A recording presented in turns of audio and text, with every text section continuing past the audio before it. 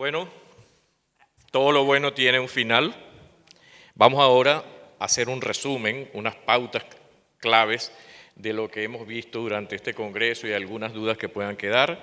Vamos a invitar a esos hermanos que apreciamos tanto para que nos acompañen en este checkout. Doctora Torres, por favor, acompáñenos. Doctora Ana Gutiérrez. Doctora Sabana.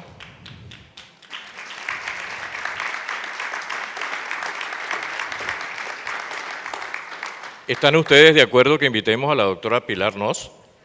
Pilar Nos. Y ahora los caballeros, el señor de la enfermedad inflamatoria intestinal, por ahí salió un Twitter esta mañana que decía eso, el doctor Fernando Gomollón.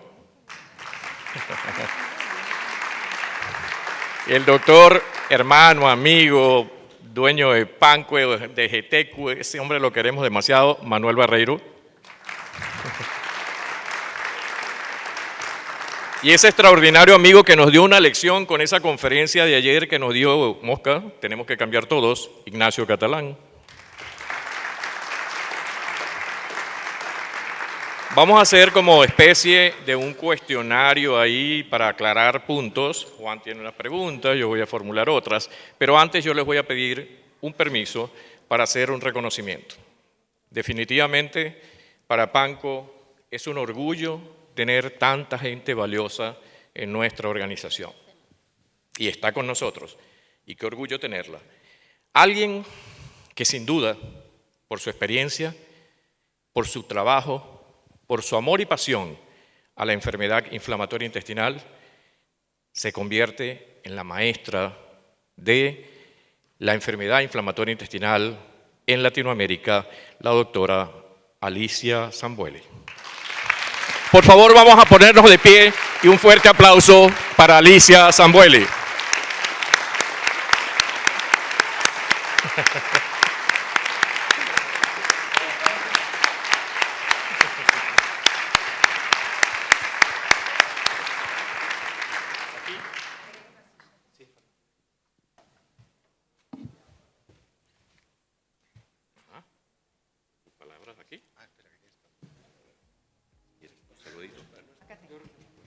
Bueno, yo la verdad que me han sorprendido, agradezco esto. Yo creo que lo que se puede valorar es el esfuerzo, porque llevar adelante algo no hecho en un país latinoamericano es muy complicado.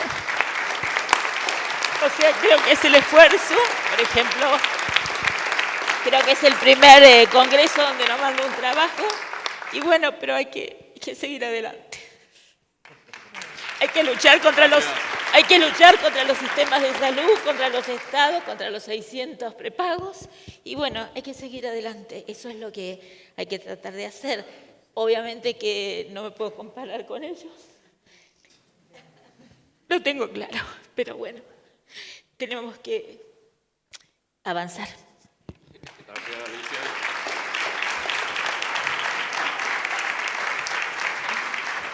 Bueno, vamos entonces a aclarar dudas con los expertos. Gracias por estar con nosotros.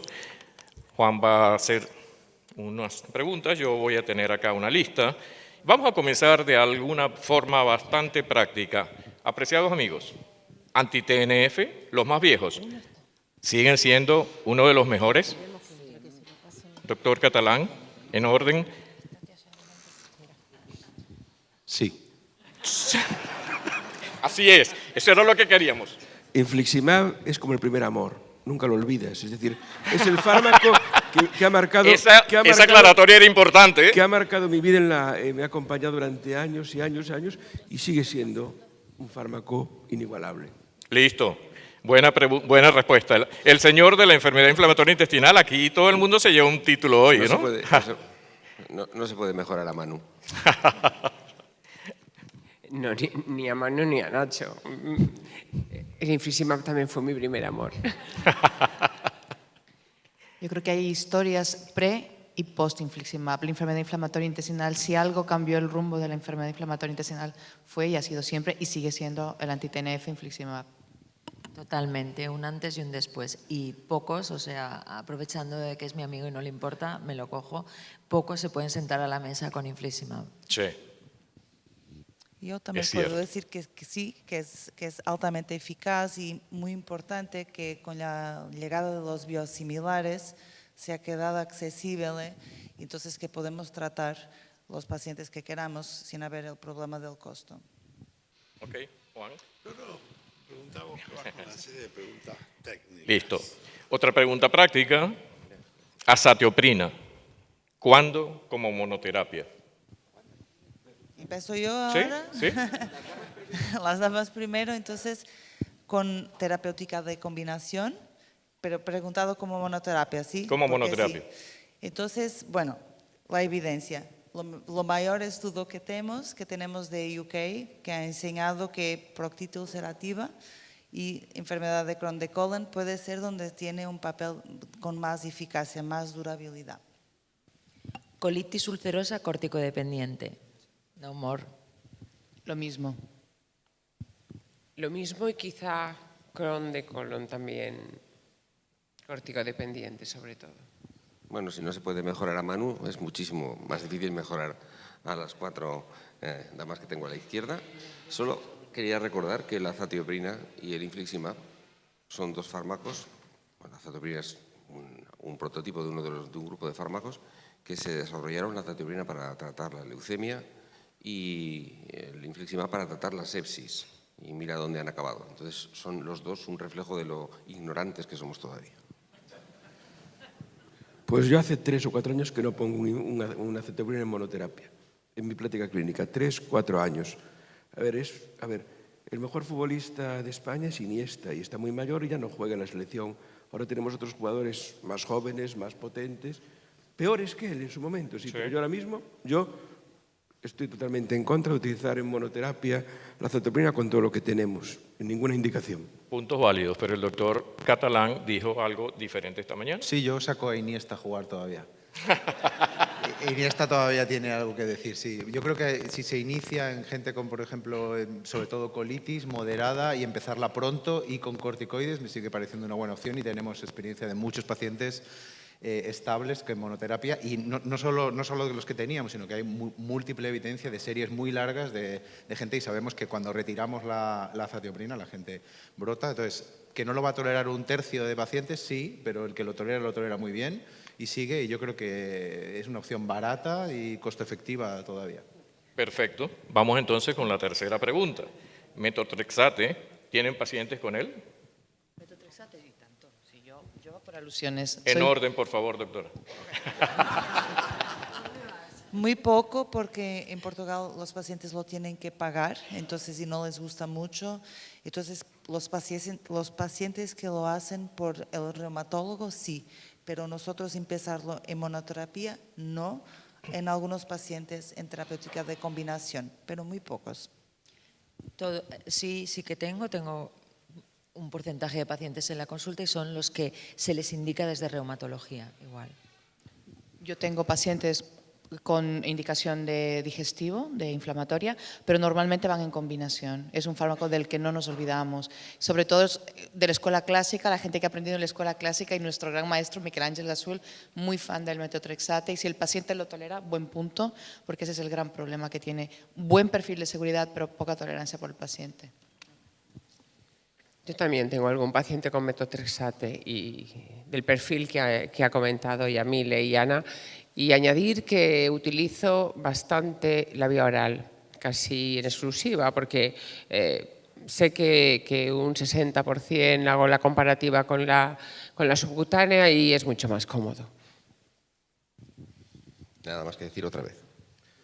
Pues yo voy a contar donde lo utilizo yo mucho. Yo lo estoy utilizando muchísimo en combinación, pero con Bedo y con ustekinumab.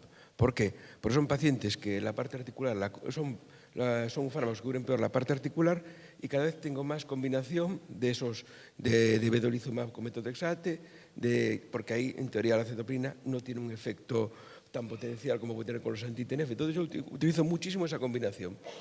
Ok. Yo tengo pocos pacientes y sobre todo en combinación, y yo lo uso, por ejemplo, en chicos jóvenes, varones, perianal, que son estimar negativos, por ejemplo, que no te apetece empezar con azatioprina, los tengo con metotrexate e infliximab durante 1 año, 2 años y luego ya vemos y lo utilizamos subcutáneo. 25 Perfecto. miligramos de inducción y 15 de Gracias. mantenimiento. No ponga el micrófono, que sigue usted, por favor. Bueno, nosotros lo hemos utilizado muy poco, el metotrexate. Sí tenemos muchísima experiencia con tiopurinas. La dimos en un momento bastante masivamente para no operar a los pacientes con colitis ulcerosa y realmente con las tiopurinas fueron muy bien, pero a mí el metotrexate debe ser que las primeras veces que lo probás tenés efectos adversos y bueno, uno no sigue. Pero bueno, reconozco que es una muy buena droga usada por los reumatólogos, claro que en la enfermedad inflamatoria se usa otra vía. Ayer hicimos un consenso, presentamos un consenso de biosimilares. Es un punto controversial y queremos el consenso de los expertos. Biosimilares eficaces, seguros y menor costo. Doctor Catalán.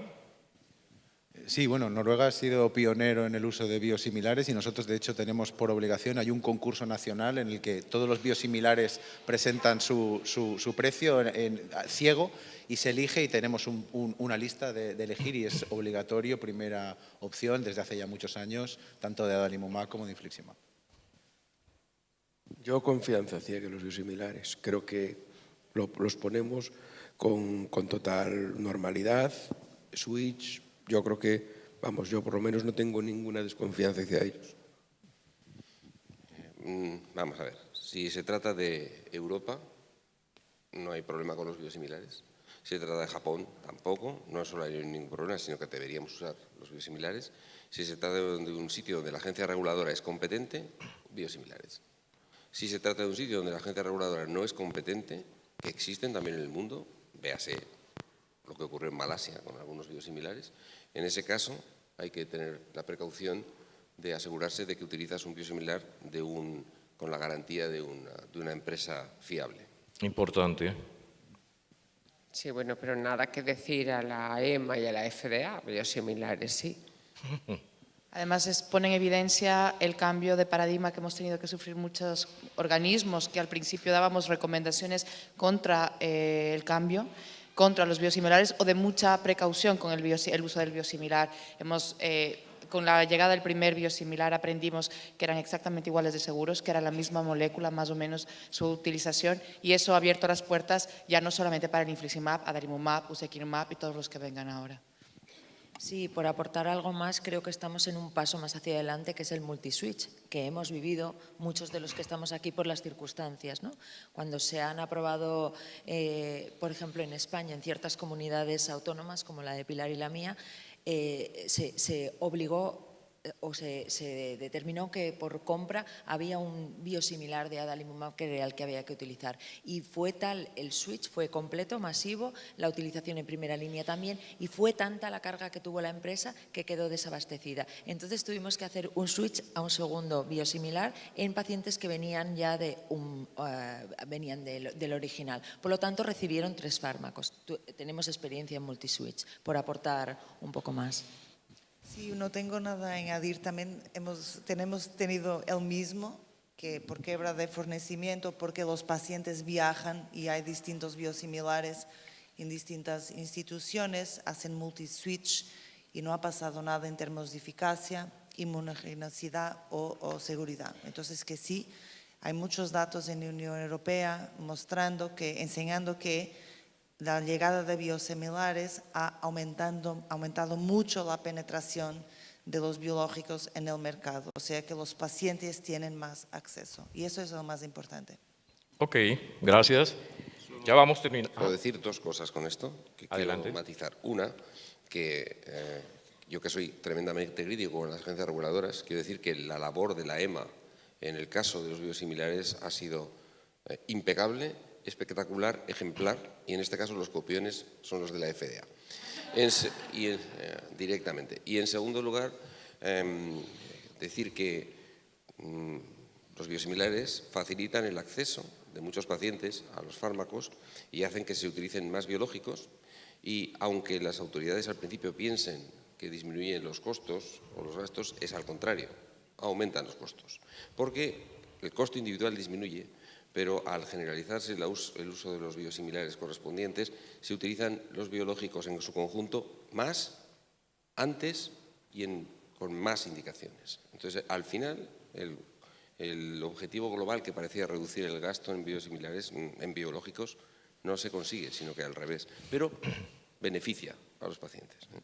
Un comentario muy breve, por solo anecdótico. O sea, en Noruega ahora mismo es más barato un año de tratamiento con adalimumab biosimilar que con mesalazina. Que con mesalazina. Ok, ahora con el permiso de ustedes voy a pedirle a este grupo de amigos un favor. Se los pide el Grupo Venezolano de Enfermedad Inflamatoria Intestinal. Fuimos hace 3 semanas a la farmacia de alto costo y le dijimos, en vista de la situación que ustedes conocen, queremos que nos traigan a Venezuela moléculas pequeñas. Y la presidenta del Seguro Social y de la farmacia de alto costo nos dijo, díganos por favor uno, ¿qué le respondemos? No, una molécula pequeña. Una molécula pequeña. ¿Cuál? Respiren profundo, cuenten hasta 10. UPA dacitinib, porque da para Crohn y para colitis ulcerativa. ¿UPA para todos? Bueno, lo dijeron Está ellos. indicada en las dos indicaciones. Vamos terminando. Muchísimas gracias. ¿Qué porcentaje de pacientes envían ustedes a psicoterapia de apoyo? Psicoterapia, al psicólogo. ¿Qué porcentaje de sus pacientes envían o manejan conjuntamente dentro de ese equipo interdisciplinario, cuidado con decir multidisciplinario de ahora en adelante, interdisciplinario, al psicólogo? Bueno, entonces los pacientes que lo piden, porque hay pacientes que lo piden y intentamos hacer como un screening de ansiedad y depresión y entonces de ahí le enviamos al psiquiatra porque no tenemos un psicólogo. Pero es un psiquiatra que hace la ligación con el psicólogo o lo que sea necesario. Pero me gustaría tener mucho más acceso ahí de lo que tengo. Ok. Es que hay pocas unidades que tienen el psicólogo insertado. Nosotros sí que tenemos la suerte de estar en esta circunstancia y lo tenemos mucho más fácil. La psicóloga también forma parte de otros grupos de patologías crónicas que hay en el hospital. Entonces, no utilizamos, la verdad, formalmente escalas para valorar ese riesgo, ¿no? La de ansiedad y depresión hospitalaria es muy fácil y se podría hacer para cribar. ¿Es porque lo pida el paciente o porque detectemos por momentos concretos de su vida que lo necesita? A veces lo hacemos en el inicio, sobre todo en pacientes muy jóvenes y a veces pues sirve para un manejo conjunto también con la familia. Pero bueno, nuestra situación en ese sentido es un poco privilegiada porque está dentro de la unidad. Nosotros somos de los centros que no tenemos esta suerte y probablemente creo que esta es una de las materias pendientes que tenemos de poder primero diagnosticar. Muchas veces con el tiempo y el contacto que tienes con el paciente, conoces su entorno, su vida y sabes que algo no está bien, pero no tenemos tiempo, por lo menos la sensibilidad para pasar alguna escala de manera regular. Esto es una de las cosas que yo me aculpa. Y después, una cosa que es buena y es esperanzadora y es que, dado que nosotros no podemos dar ese servicio, el grupo de pacientes en España, ACU, sí que da este recurso para los pacientes que lo necesitan, porque no solamente al que derivamos es al muy patológico, psiquiátricamente hablando, porque no tenemos más recursos, pero ellos se encargan de todo ese otro acompañamiento. Bueno, por no repetirme, porque ya tampoco tenemos psicólogo propio en la unidad, y yo creo que muchos de nosotros hacemos de psicólogos. Tal cual. Sí, no claro, nos queda otra. Hacemos de psicólogos aficionados y la mejor psicóloga en nuestra unidad es la enfermera. Poco que añadir, yo tuve psicóloga pagada por fondos de investigación, no evidentemente por el Estado, y la echo mucho de menos porque la enfermera lo intenta sustituir, pero ella pues detectaba un 40% de pacientes con algún tipo de subsidiario. A día de hoy, que no la tengo, reconozco que remito mucho menos de lo que debería, porque antes la tenía en la puerta de enfrente y ahora lo tengo que enviar con un papel a la de arriba que va a oncología, muchas veces lo hago mucho menos de lo que debería, mea culpa.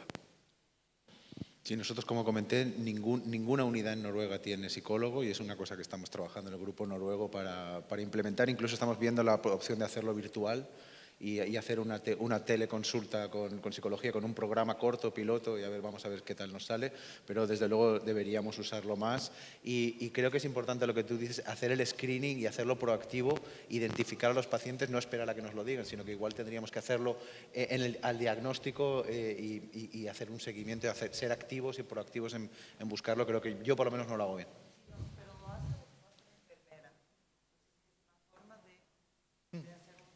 Orientar, claro. Por esta primera parte de respuestas vamos a darle a nuestros grandes amigos un gran aplauso.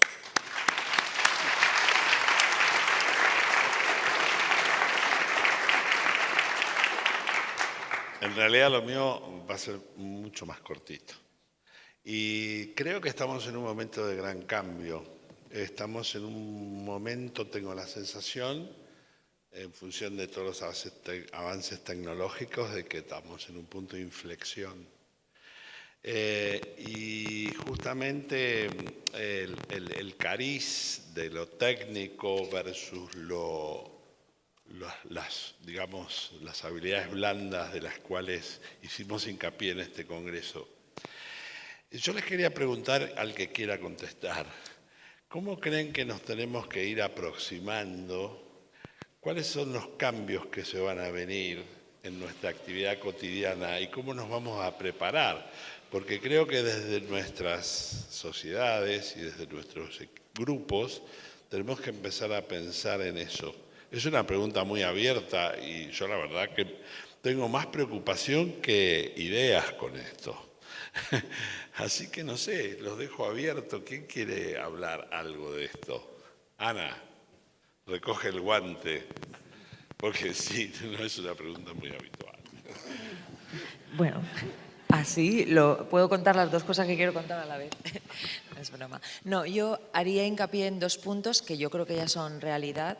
Uno es la ecografía intestinal, porque ni mucho menos todo el mundo la tiene y es una herramienta súper práctica, barata, que permite repetir, que puedes hacer point of care en la consulta pero hay que entrenar, hay que hacer la curva de aprendizaje. Esto no dio tiempo a preguntártelo ayer, ¿no? Pero yo he oído, está sobre 200 exploraciones y luego hay que tener el aparato, una serie de cosas y demás, pero yo creo que es algo para lo que, como tú preguntabas, los grupos que podemos hacer, pues cosas como lo que vosotros hicisteis, que antes del Congreso hubo una sesión específica. Creo que hay que promover esto.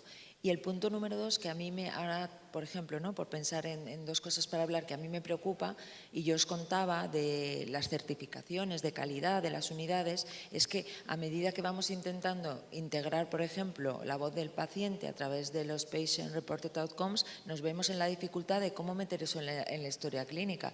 Y es un problema, porque todavía todas estas tecnologías de cómo incluir en la historia clínica sin un exceso de trabajo algunas de las informaciones, pues están ahí, son un problema, por poner dos aspectos. Yo creo que una cosa que me parece filosóficamente preocupante, o a mí me preocupa, es el desembarco de la inteligencia artificial.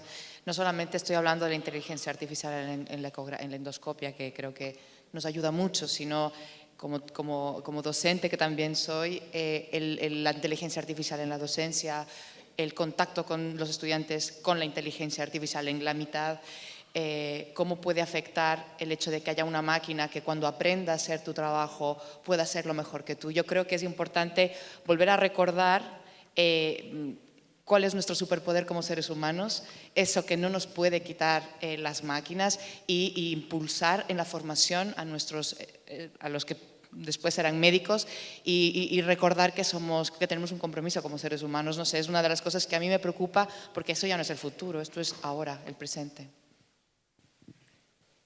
Y escuchar a los jóvenes. Yo tengo 2 hijos de 26 y 31 años que a veces los veo unos auténticos marcianos, pero pienso, bueno, ver los valores han cambiado, Hay una cosa que es la empatía que no cambiará nunca y probablemente esa es la que debamos enseñar y que mantengan, pero nuestros pacientes, nuestros compañeros más jóvenes, colegas, nuestros futuros, entre comillas, herederos, van a ser muy diferentes a nosotros y creo que lo tenemos que asumir.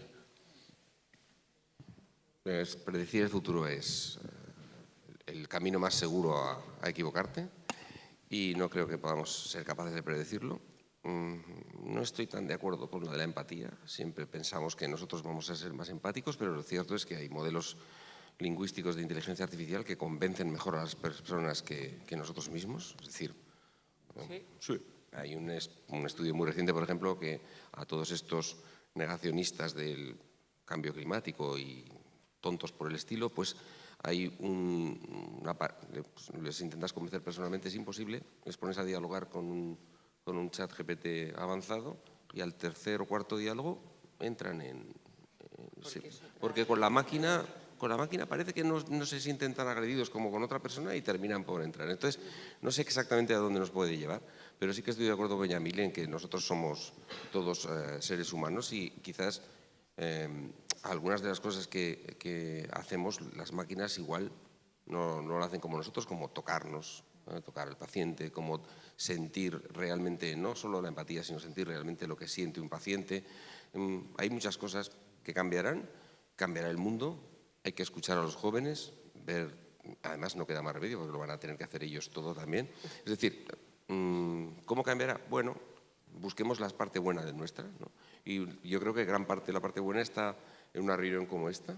El otro día lo dijo Juan y creo que Guillermo también, que no tiene nada que ver una reunión por Zoom y ha tenido que pasar que nos reuniéramos siempre por Zoom para que nos demos cuenta de lo importantes que son las reuniones personales. Entonces, también ahí pensábamos que se iban a acabar, los congresos se iban a acabar, las reuniones iban a desaparecer, iban a morir y no se han muerto.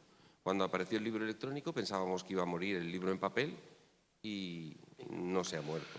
Entonces, hacer predicciones de futuro es muy complicado, pero nosotros lo que tenemos que poner es lo que hemos puesto siempre. Yo creo que los que estamos aquí, porque si estás aquí un sábado, seguro que no te falta es poner ilusión en todo lo que hacemos. Está ilusión y pasión y seguro que no se puede tocar bien a Bach sin pasión. Hace falta pasión. Una máquina puede tocar a Bach, pero una máquina no puede tocar a Bach como Murray Perella, por ejemplo. Sí, yo quería hacer un comentario un poquito más, no tan práctico como la de ecografía, un poquito más esotérico también. Es la primera vez que estoy en Panco y me fascina aprender la epidemiología de la enfermedad inflamatoria intestinal en América Latina. Entonces creo que se puede ver que está aumentando. Entonces aquí en América Latina hay una ventana de oportunidad para intentar perceber las causas, lo que está determinando el aumento creciente de la enfermedad inflamatoria intestinal, porque esa ventana ya se fue en Europa, Estados Unidos. Entonces yo creo que ustedes porque puedo ver que todos son muy amigos, colaborativos, y eso es fundamental. Entonces creo que ustedes tienen que intentar implementar estudios que intenten un poquito ir más allá de lo registro epidemiológico, importantísimo, etcétera, pero intentar ser un poquito más ambiciosos, intentar, no sé, crear un biobanco en América Latina, los familiares o comparar las zonas rurales con las zonas urbanas, lo que sea. Hay muchas ideas y siempre hay financiamiento para ideas buenas y la gente que quiere ayudar a intentar entenderlo. Entonces creo que podrían también tener un poquito más esa ambición de contribuir, porque está aquí las respuestas para las causas, porque enfermedad inflamatoria intestinal es una enfermedad ambiental, yo estoy convencida. Puede haber una predisposición genética, pero está en el ambiente. Entonces aquí hay la ventana de oportunidad para lo descubrir. Yo iba a comentar algo parecido a lo que comentó Ana. Yo creo que, lo digo siempre, es decir, estáis viviendo lo que vimos nosotros hace 10, 15 años, ese tsunami, es decir, porque cada vez hay más casos, es decir, lo vais a encontrar, las cifras dentro de 2 años van a ser espectaculares porque se ve, hablo con cada uno de vosotros, es decir, y a nosotros el tsunami nos arrastró muchas veces y tuvimos que hacer. Entonces, estar preparados para eso es muy difícil, pues las unidades, la multidisciplinaridad, todo eso es fundamental, porque yo en mi centro he pasado de tener una base con 600 pacientes a tener 3.000 en 12 años. Es decir, he pasado de tener un día o dos de consulta inflamatoria a tener 7 días de consulta inflamatoria. Entonces, eso hay que estar preparado, porque si no, va siempre a remolque. Entonces, yo creo que es saber la amenaza fantasma, que va a venir algo. Esto ya sin... Es decir, esta carrera ya está puesta, es decir, porque ya estáis corriendo y si no os va a adelantar el número de pacientes. No, yo quería decir que, bueno, a mí me apasiona todo eso. Llegamos a un registro de 4.000 pacientes, incluso hice un programa de informática con programadores que hace cálculos y llené, la verdad que antes, durante muchos años, llené freezers enteros de muestras de suero, hice aislar ADN, pero, digamos, pude hacer trabajos, pero no trabajos importantes porque no había quien los subvencionara. Y por otro lado, le faltaba siempre algo, el becario, el técnico. Entonces hice muchísimos trabajos, pero no pude hacer un enorme trabajo de epidemiología junto con serología, como yo hubiera querido. Entonces hice trabajos retrospectivos clínicos, porque bueno, eso lo puedo hacer fácil y todavía tengo los freezers llenos de muestras de hace más o menos 20, 30 años y bueno, estuvieron durmiendo, los tenía todas clasificadas, pero después llega un momento en que no podés pagar a la persona que te lo hace. Apreciados amigos, termina nuestro Congreso Quinto PANCO y Terceras Jornadas GADECO. Llega el momento del agradecimiento a Dios por permitirnos estar juntos haciendo lo que nos gusta hacer, por el bien de nuestros pacientes con enfermedad inflamatoria intestinal. A este grupo extraordinario de conferencistas nacionales e internacionales, de los cuales nos sentimos realmente orgullosos, un aplauso para ellos.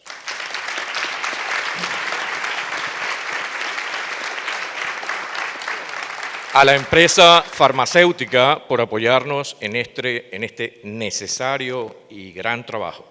A nuestras familias por permitirnos ese espacio para que hagamos, como ellos dicen, lo que ustedes quieren hacer, lo que nos gusta hacer. A ustedes, todos, por su presencia, nos vemos en el próximo Congreso PANCO. Muchísimas gracias por estar con nosotros.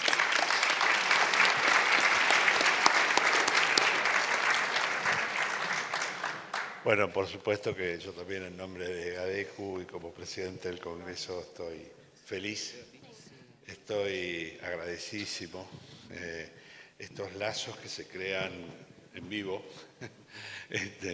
creo que tienen consecuencias enormes en nosotros y por suerte estoy recontraconvencido que también lo tienen en nuestros pacientes y las familias de nuestros pacientes.